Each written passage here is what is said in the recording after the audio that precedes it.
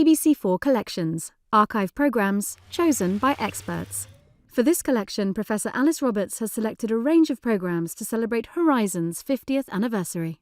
More Horizon programmes and other BBC4 collections are available on BBC iPlayer.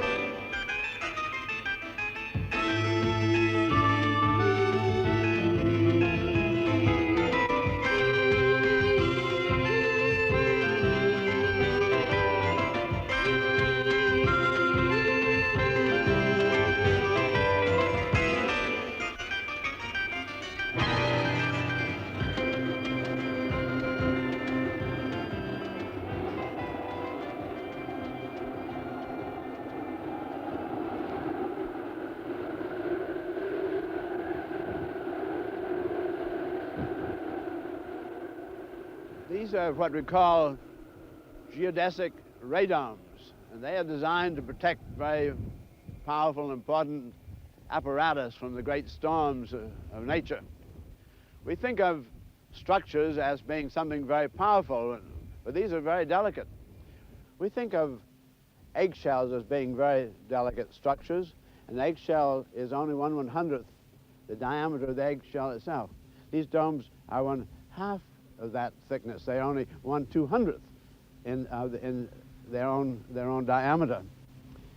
Yet they've been through about 10 years of the most formidable conditions in the Arctic that any structures have ever had to stand.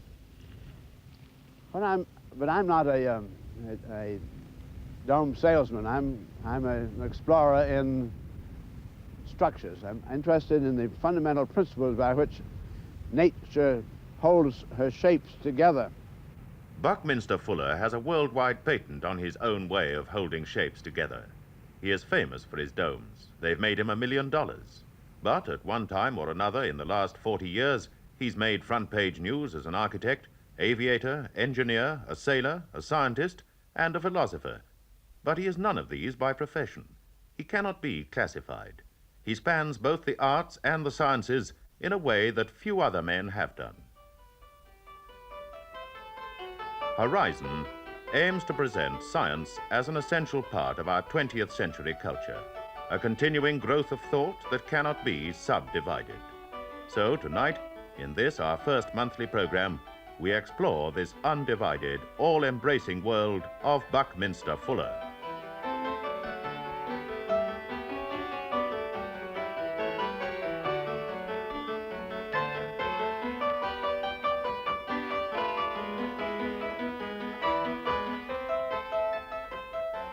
A Cambridge scientist who knows him well is Dr. Aaron Klug.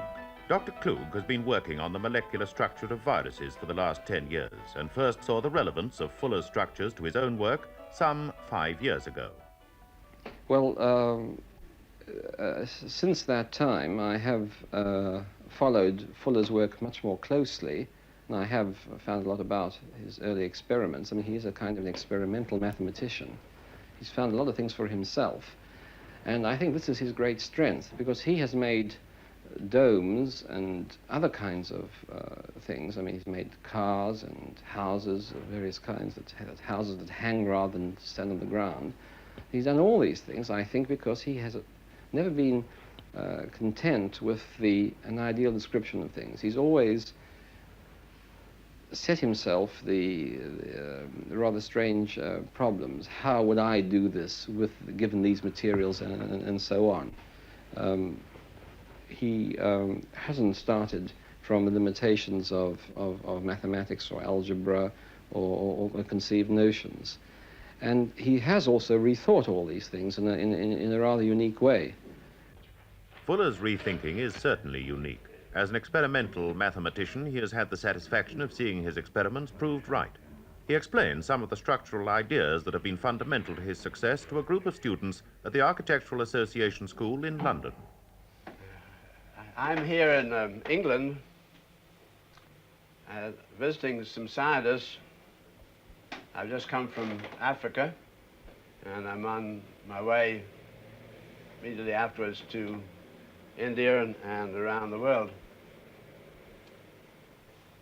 I've come to see these scientists, which would really be a fundamental interest to you as architects, because the structural exploration that I've been engaged in over a great many years has now become of interest to the scientists themselves. And I'm going to talk for a moment about structure. We're all very familiar with the rectilinear form, and children just making a first picture of a house are very liable to use this cube. But the cube does not really have structural integrity. There's some diagonals in each of the faces of the cube here, and they are really responsible for its holding the shape that it is holding. I'm going to take away disconnect the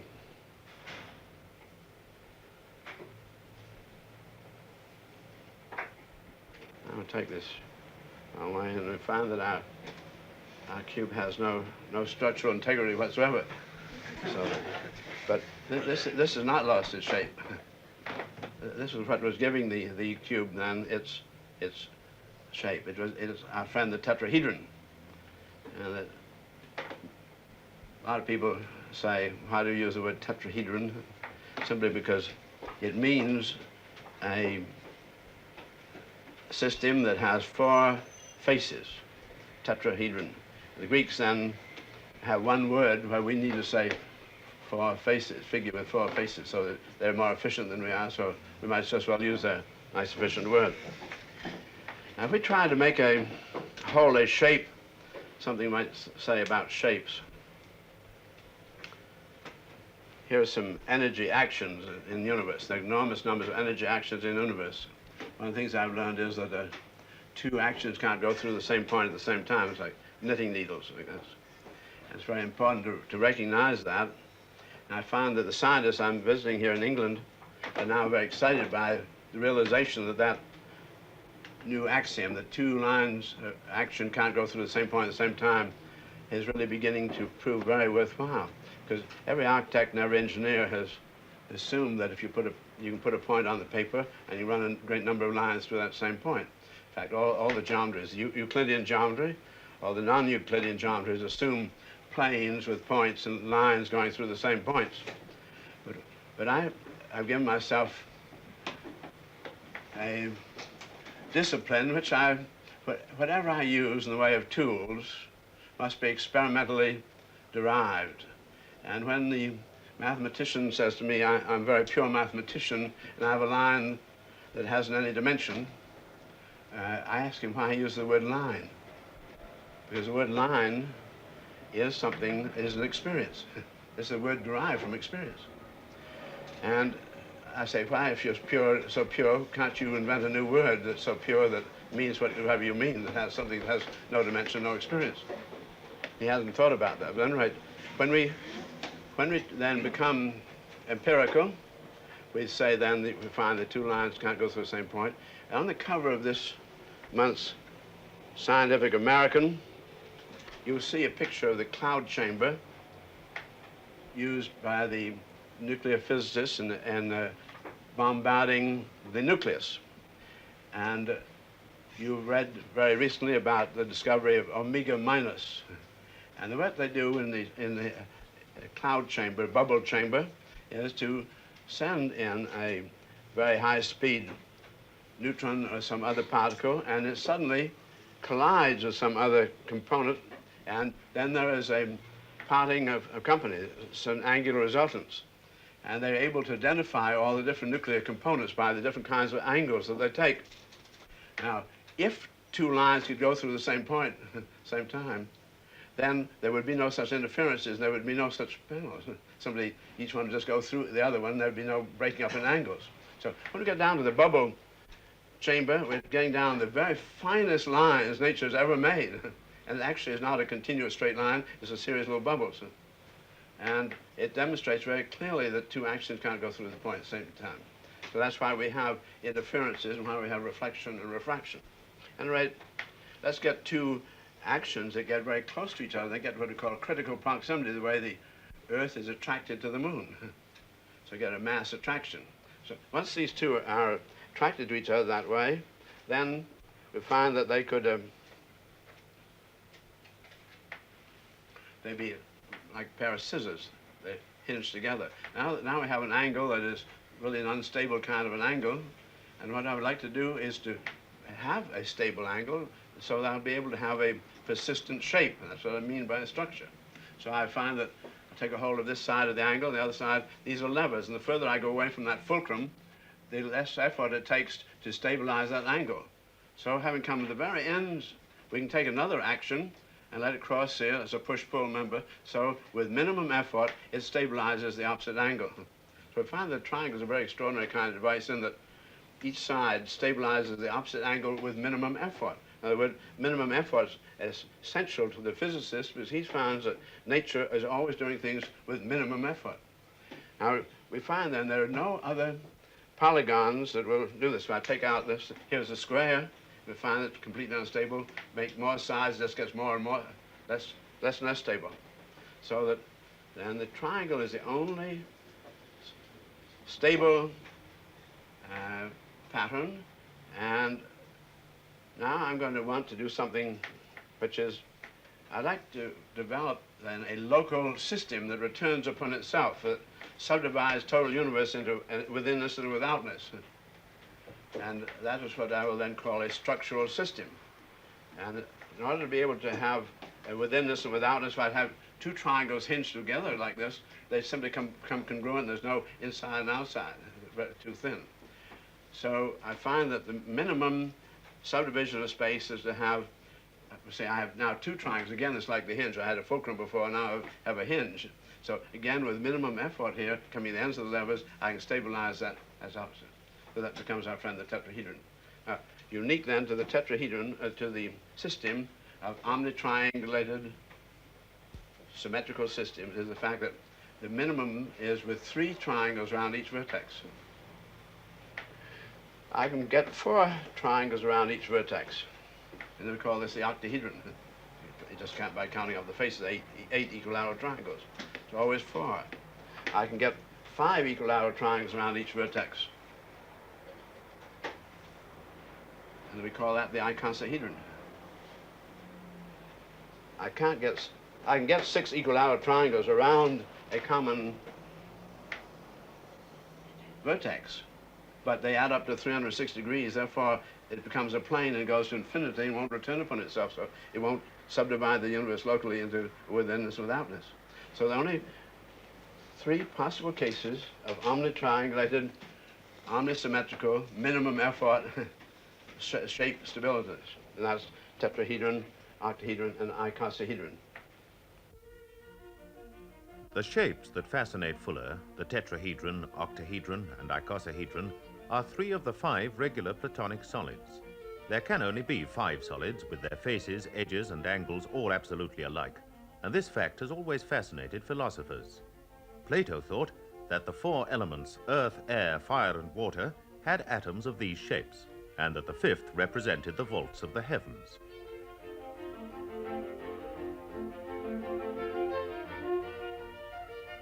To the astronomer Johann Kepler, all 5 regular solids represented the heavens. By tracing, he believed, the orbits of the planets. The solution seemed so neat. The intense pleasure I have received from this discovery can never be told in words. But the discovery was just too neat to be right. To a practical man, like Alexander Graham Bell, the inventor of the telephone, these shapes were interesting not as solids, but as structural skeletons.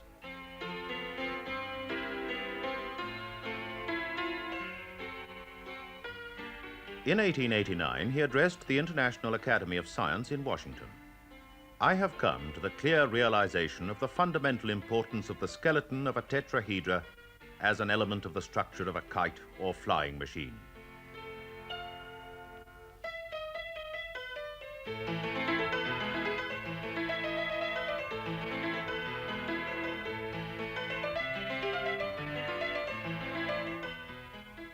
Fuller wasn't interested in ideal Greek solids and knew nothing of Bell's tetrahedral kites. His interest stemmed not from flying, but from a childhood love of ships. Ships, said Fuller, do not survive unless designed to use winds, tides, tension and compression to human advantage.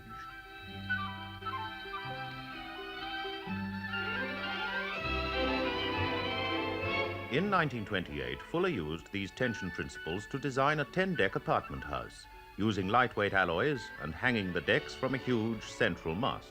Delivery would be by airship. On approaching the building site, it drops its anchor and then drops a bomb. The 10-deck tower house is lowered into the crater like planting a tree. It's made fast with temporary stays until the concrete poured round its base is set. The airship then goes off to make a few more deliveries. One practical use Fuller saw for these tower blocks was as stopping off points on the great circle air routes over the globe. The towers could be carried to the most remote parts of the world.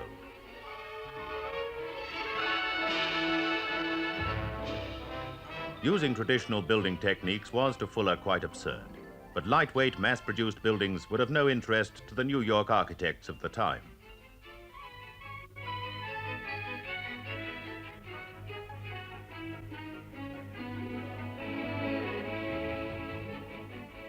In 1930, Fuller was asked to speak in New York at a dinner given in honor of some of the famous American architects responsible for the new skyscrapers.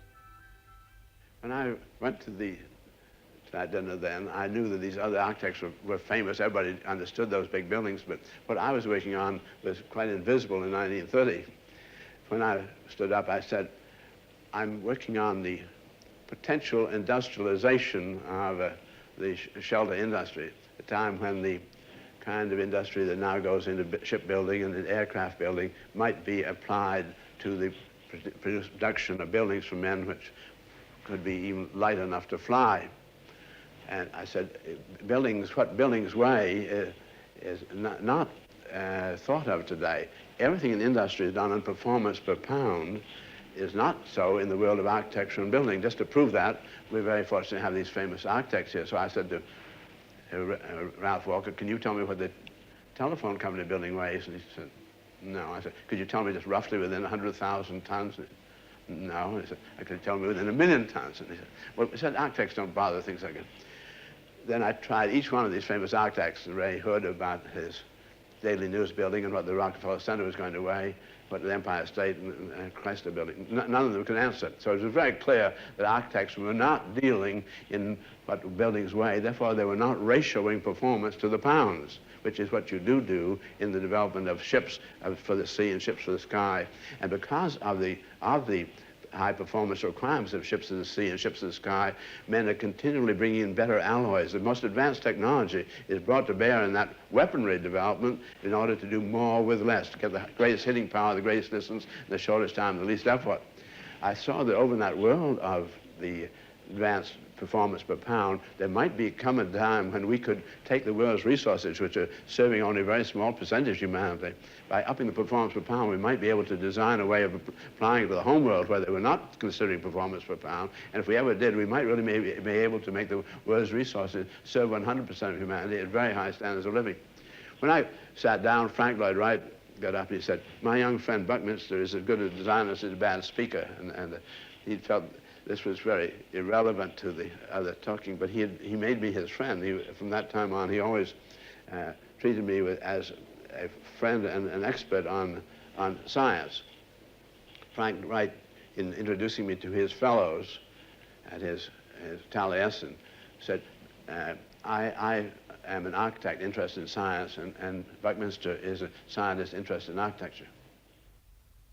The explorers in architecture, like Frank Lloyd Wright, and the explorers in science, like Einstein, have always intrigued Fuller. In the early 1930s, I had written my first book, and some publishers became interested and took the manuscript.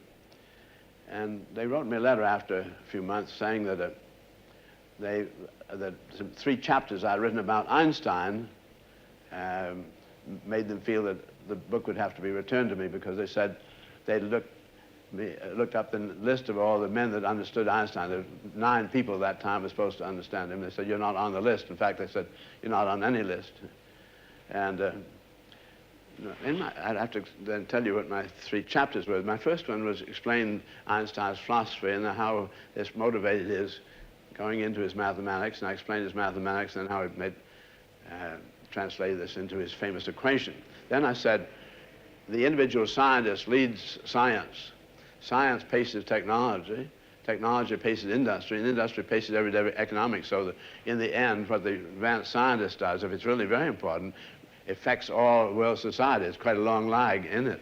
Therefore, I said, if Einstein's equations prove to be correct, because in the early 30s they had not been proven to be correct. So if his equations prove to be correct, then they will affect all world society. So my 3rd chapter was called E equals MC to the 2nd power equals Mrs. Murphy's horsepower. And I examined what would be the consequence in our everyday society if we accepted relativity and Einstein. The publishers, having written me this letter saying that I wasn't qualified to speak, I just thought of it quickly, and I said, I wrote a letter and said, why don't you send my manuscript to Einstein? And Einstein had just come to America in those days from Europe. He was at Princeton University. I forgot all about the incident. I expected pretty soon my publisher to send my manuscript back. When one day a doctor called me up in New York and said, my friend Dr. Albert Einstein is coming in from Princeton this weekend, and he has your typescript, and he would like to talk it over with you. So I went to meet with the old man, and it was an extraordinarily moving meeting for a young man who thought so much of another man. And he said, I'm going to write to your publishers and tell them I approve of your explanation of my philosophy and of my mathematics. He said, this 3rd chapter, he said, young man, you amaze me. I cannot conceive of anything I've ever done having the slightest practical application. Fuller has always been practical. 35 years ago, he saw the need for what he called an auto airplane, a jet-powered car that would fly. It was to have a triangular frame, rear wheel steering like a boat, and inflatable wings. It had to be aerodynamic if it was to fly, unlike the 1930s motor car, which appeared to be no great advance on the horse and carriage. The final design was intended to be a ground taxiing model for an auto airplane. A friend gave him some money and he rented a factory. Fuller and a yacht designer, Starling Burgess, set to work to build a 3-wheeled, 10-passenger vehicle powered with a standard V8 engine which was capable of 120 miles an hour. They built 3 prototypes, but the motor industry refused to back it.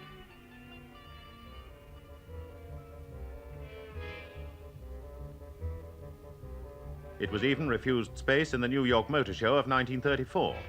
So Fuller parked it outside and caused a sensation. 10 years later, he got involved with industry again. This time, it was a circular house of aluminium and steel designed for mass production by an aircraft company. The house could be packed into a cylinder 22 feet high. It was suspended from a central mast held by steel cables. Each part was carried and fixed by one man. It took a few hours to build and cost no more than a Cadillac. But again, industry dropped the idea. These setbacks never deterred his exploration into structural geometry, which he carried on alone or with groups of students. It was with students, rather than with any big industrial organization, that Fuller developed his geodesic domes. The basic dome structure was achieved by subdividing the 20 triangular faces of an icosahedron. 1 and 20, and keeping these vertexes always at the same distance from the common center, we begin to get then spherical triangles. But you can see, even with your eye, this is an isosceles triangle. That angle is wider than these two are the same. There's an isosceles here, an isosceles here, and this is a symmetrical or equilateral. Now that has the quality of a propeller blade. That is, the center is symmetrical.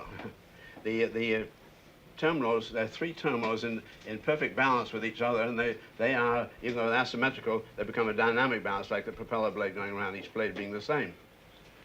Now we can go on and make further subdivisions, which we do here. Here will be the same icosahedron triangle. Now it has three. I had two subdivisions on the edge of the icosahedron triangle. Now it has three. And you can see the more of these subdivisions of the edge of the icosahedron, the more spherical it becomes. And the smaller each triangle becomes. And it develops a very extraordinary structural kind of a capability, because if I push in on one of these vertices, first thing I do is get to the dimple. If it's very high frequency, it becomes a very tiny little dimple. In theory, the domes are strong and economic in material. Industry began to catch up with Fuller. They wanted to put his domes into mass production. This time, Fuller had hit the jackpot. The basic unit of this dome is an aluminium strut, 3 feet long, weighing 5 ounces. 19,680 of them, spanning 93 feet, and all designed to celebrate the 50th anniversary of the Ford Motor Company.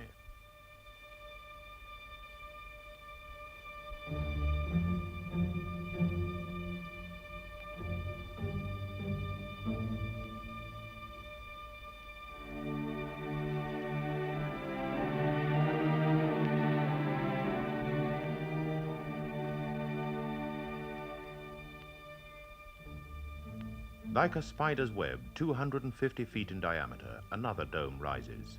This time for the American Society of Metals in Ohio.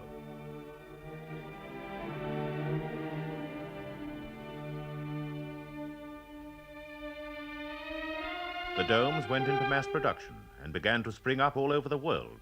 An aluminium dome 145 feet in diameter was put up in Hawaii in 22 hours and recorded by time-lapse camera.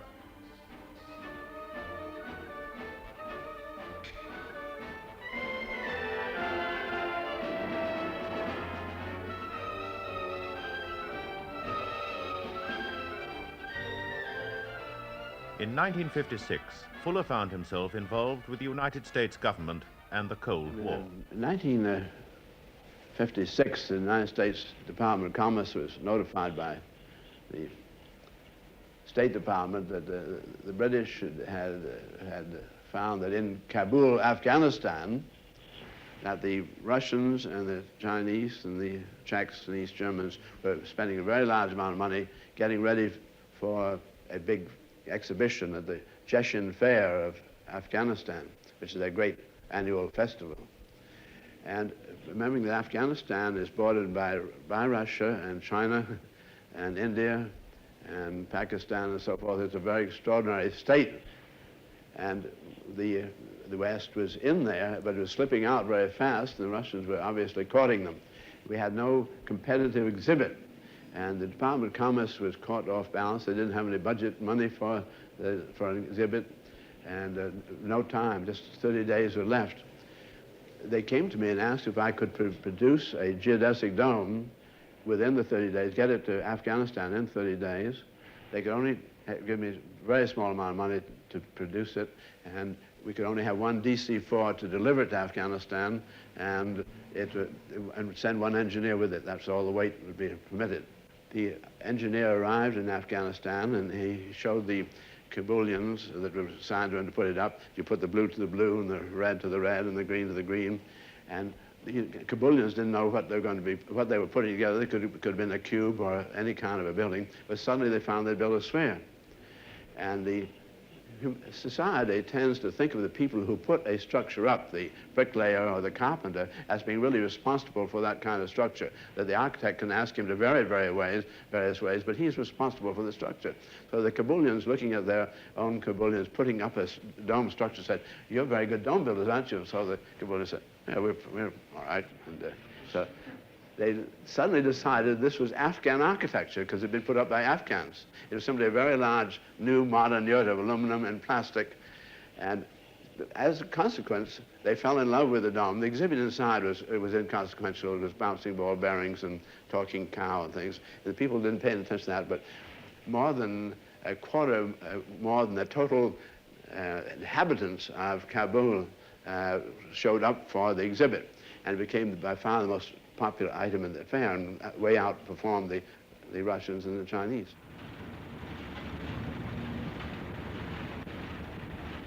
The Kabul dome has been flown to Warsaw, Casablanca, Istanbul, Tunis, New Delhi, Bangkok and Tokyo, and is now on its way around the world for the second time.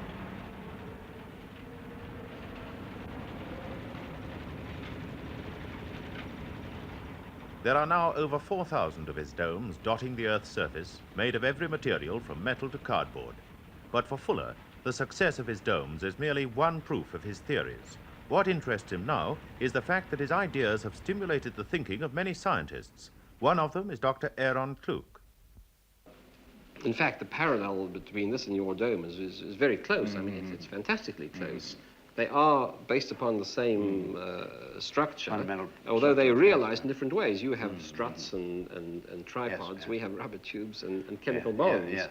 But there's parallels even closer than that, because this is, so to speak, the distribution of matter, and this doesn't represent the real thing. After all, these bits of rubber tubing must be molecules which come together with chemical bonds, and these bonds aren't rigid things. I mean, they're more like a ball joint, although the angle is a certain preferred angle. And to represent, and moreover, when they come together, it must be done automatically. You know my tensegrity structure. Yes. And the three basics that come together really have that same yes, the same, yes, no, but what I wanted to say was this is another point, because I did notice that many of your domes in your book, you make a point that the dome in Kabul was put up by unskilled labor, you see. Right. So because the Afghans are putting together the dome can't follow the complicated rules, you paint the ends. Well, we did a similar thing. I mean, almost, it was rather different. We have a different rule, which we call among ourselves Crick's rule. This is Francis Crick, who did some work on virus structures some years ago. And he always said as a joke, when we know what a virus is, a child will be able to build it. This model here, which is rather difficult to see, and you'll recognize it's your own D-sticks that you used. Yes. So, you know, remember Don Caspar, if you remember in Boston, he realized that you could use your D-sticks models for building this kind of tensegrity model. And now the rule you give to the child, or the unskilled persons, you join red to red and green to green. If I join red to red, I get that as dimer. If I join 3 of them, I get a trimer, 3 of them. If I join the greens, they give I you get a hexamer, or pentagon, whichever way you like. And then you start building out, you build this extended net. I think this is one of the nets, one of the nets you've used. It is. Yes. But I suppose if you make it by this rule, it must come out like this. Yes. Well, of course, we have a complication here. I mean, well, you know, if you have an engineering structure, you can put in the angles, but to make this more realistic, we have to have bonds at more than one level. Alternatively, we have to fix the angle slightly so the thing tapers round. But when you put the angles right, it'll fold up into this. Just the elasticity of your model makes up the spherical trigonometry. Exactly. Yes. You don't do any calculations. That's the marvelous thing about it. I mean, this is people often ask me, you know, can you do spherical trig? The answer is yes, but I don't use it. Not for this. So what nature does when she puts it together in the simplest way, then she tries to get a little more comfortable, so she stretches into the spherical trig in due course, because there's just enough oscillating differences in it. Look, there's one of these bonds has come undone, it's got broken, but the amazing thing is the thing hangs together quite well. We find in all the geodesics you keep breaking open locally and just to have a local break, but that's all. It doesn't matter. The rest of the system is not be bothered. It's in equilibrium, yes. Well, incidentally, one of the things that I think we've tried to teach electron microscopists is that shape, so to speak, is incidental. The thing comes out to be whatever shape it turns out. We don't worry about fitting the shape. I mean, you know, people. It's amazing. People who are not used to these things. Because I discovered them for myself. I mean, it took me some time to realize that. A thing could turn out to have the shape of an icosahedron, actually look like an icosahedron, but in fact there are many rounded versions in which the triangles are spherical triangles. And this is, I really think this is a more or less incidental property. I don't know what you I think it's so interesting something you just said, because I've given myself the problem of giving man some advantage of enclosures with a minimum investment. And I always say, I pay absolutely no attention to what they're going to look like. Yes, And when I finish, people tend to think of them as good-looking. They say that. But that's purely incidental. Yes, well, I agree with you, absolutely, because this is the There's a function to be served. Yeah, because this is an object. This is mathematicians like this object, but I mean, well, one of the things I've learned from the way you make your things is that you abandon the traditional classical mathematics when you're discussing making real objects. That's right. And although this is a sort of useful starting point, you've got to, well, you learn to forget some of the stuff. Like, yes. And that, in fact, in my own work was the hardest. Well, it's the hardest step because, you know, I am a physicist by training, and I was, although I wasn't brought up in polyhedra because it was unfashionable, you know, I went right through school without knowing anything about these, and I had to learn for myself. But still, when I read the mathematical books, I always thought of an icosahedron as this perfect, you know, this, in the Greek sense, a perfect object. Now, I didn't ever think of it as made of, well, of course, when you see an edge, you actually see it as made of a real rods and struts and things, and this took some forgetting, I can tell you, because in fact one of the stumbling blocks that we had when we were trying to think of structures for spherical virus, and we made exactly this mistake. We always wanted to make the Greek ideal, and never the real thing. I mean, you know, nature doesn't care less about ideals. I mean, it was in that way, for instance, I discovered that the two lines couldn't go through the same point at the same time. Oh, yes, so well, if that was so, then how is this physics made? Well, exactly, Because quite clearly things won't be leading up to... and that really is the very essence of the skewing, is that things will not go through the same point at the same time. Well, I must say, when I read your note, when I did see your notes, and I read one of your theorems, that two lines can't intersect, you know, it seems a bit odd, you know, and the first tendency is to laugh at it, of course, because this is not what one learns at school. But when you think of the real world, the world of objects, you realize this is absolutely bound by this. You know, and I have learned that. I think we were shown that in the cloud chamber. Dr. Klug and his American colleague, Dr. Casper, have studied Fuller's work in great detail. Recently, Fuller met for the first time an electron microscopist working on the structure of certain biological enzymes, Robert Horn. Structure of some basic proteins in the electron microscope. They're much smaller than virus particles. In fact, the size of the protein is equivalent to some of the small units that people have been seeing on the surface of viruses. This particular protein is what we call an enzyme. It's a type of catalyst. It has properties of breaking down chemical components in biological systems. And this particular enzyme is an extremely small one, and it is known as glutamic dehydrogenase, a rather long... Will you say that once more for me, sir? Glutamic dehydrogenase, it's protein with a molecular weight of about 1 million. And in the electron microscope, in some of the preparations, we see these roughly triangular shaped particles, and in some cases we see a number of sort of V-shaped or U-shaped units. Well, this, you can see the sort of problem. We're right down now to molecular levels, and we have a pretty strong suspicion that the tetrahedral symmetry is coming up again. Yes. We found it. We found the icosahedral symmetry, as you well know, in the viruses, and going down even further, we're pushing the microscope more or less to its limit here as to what we can see directly. And I find it very fascinating anyway that this type of arrangement is coming up over and over again. And at the Massachusetts Institute of Technology,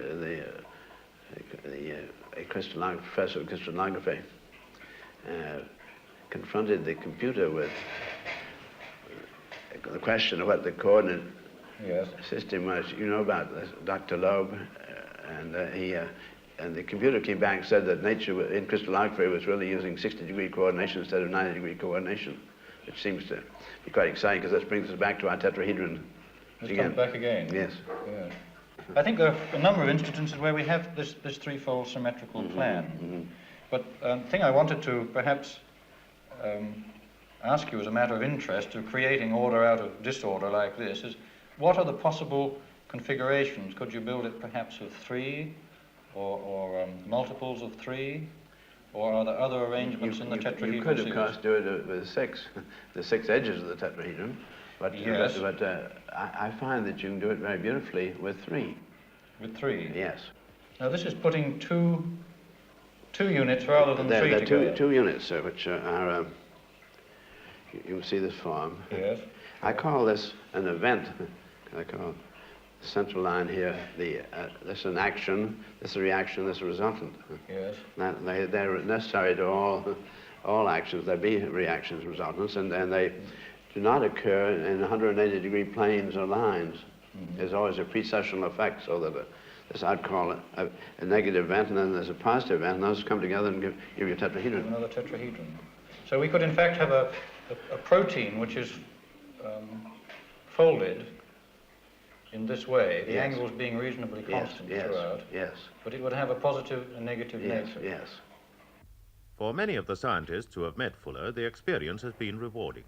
He does not set out to copy nature, but he is pleased, though not surprised, that scientists are finding that nature's solutions to her own structural problems coincide with his.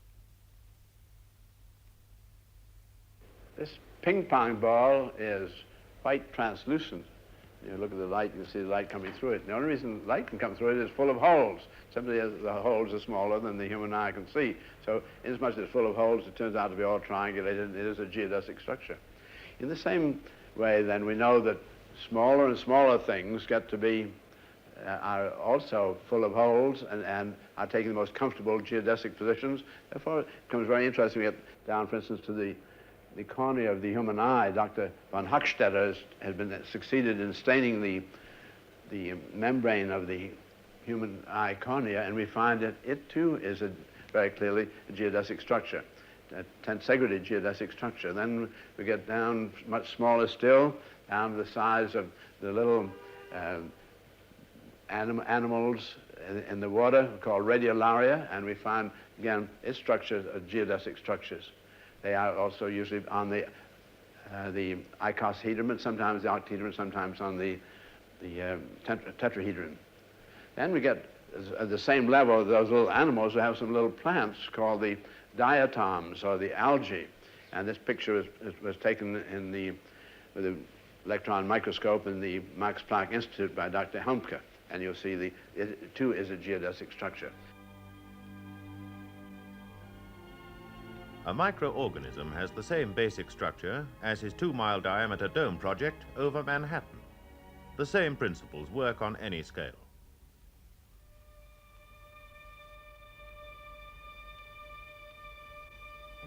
At the age of 68, Buckminster Fuller is still exploring. Behind all his varied explorations stands the promise he made to himself in 1927, to discover the principles operative in the universe and share them with his fellow men. He has never pursued novel structures for their own sake. He is determined to do the most with the least, not as an intellectual exercise, but because he firmly believes that the possibility of the good life for any man depends on the possibility of realizing it for all men.